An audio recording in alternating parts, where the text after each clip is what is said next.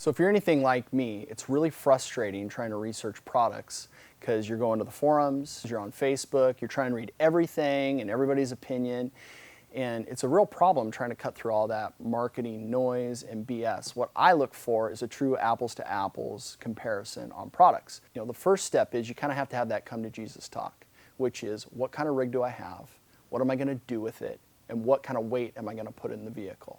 So let's start with your application. Are you trying to pre-run Baja in your brand new 4Runner, or are you going to be running some backcountry discovery routes in Oregon or Utah? That kind of leads you into, well, what is the right suspension for my application, what I want to do? So you've also got different technologies for all those different types of applications. So let's start with remote reservoirs. Remote reservoir systems are really, really neat, and they're designed for a specific purpose. One is shocks need to dissipate heat. They're just radiators. So you can do that a couple ways: oil capacity and surface area. But with a remote reservoir, as your piston pumps up and down, it's a linear movement of oil. So as this compresses, it pushes oil up to the top of the shock, through the crossover tube, and into the reservoir. And then as the shock strokes back out, the oil pumps back in.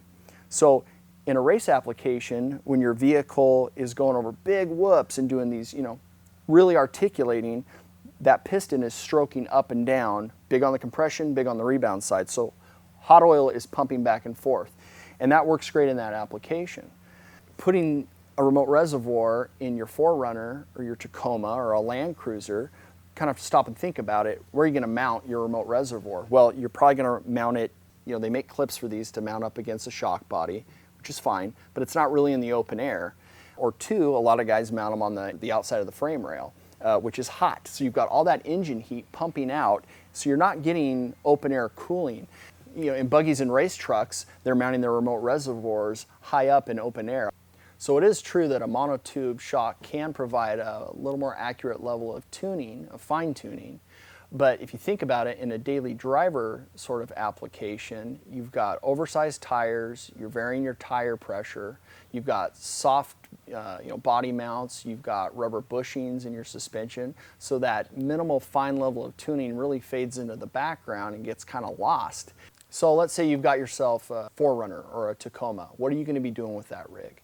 Well, if you're doing some overland touring or camping, if you want to go run the BDR with some friends or run some trails, the way a shock works in that application is the piston, it moves up and down a very short distance. In fact, it kind of oscillates. You'd be surprised how little running on gravel, dirt roads, washboard roads, how little that piston actually pumps up and down.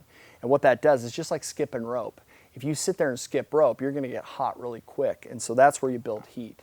You don't build heat up in your remote reservoir, you build heat right at the piston. And so that's why with the Foam Cell Pros, we have the largest shock body you can get inside a coil. They're almost 3 inches, they're twin tubed, tons of oil. We have more oil in this Foam Cell Pro than in this remote reservoir over here, and the oil is right where you need it for the cooling. The FCPs have an external bump stop, triple lip seal. They have an 1/8 inch wall thickness. That means if you bash this thing into a rock, it is not going to break. The other great design feature of the Foam Cell Pros is even if you did get a hole in this thing, because of the technology with the foam cell and it not having a nitrogen charge, it might leak a little bit of oil, but it'll still perform. The shocks are so big that at the base, not only do they fusion weld the eyelets on, they also 360-degree weld them too. The Foam Cell Pros have one of the largest eyelet designs, which means we can get a larger bushing in there. The bigger bushing will absorb high-frequency vibrations a lot better. Bottom line is, I hate seeing people get ripped off because they don't understand remote reservoir technology. Look, if you've got a race application, that's awesome, and by all means use it. But if you're running your truck on trails and washboarded roads and you're doing overland, this is the right application. It's such a great value, and they're so robust. With a 3-year warranty, they're never going to let you down.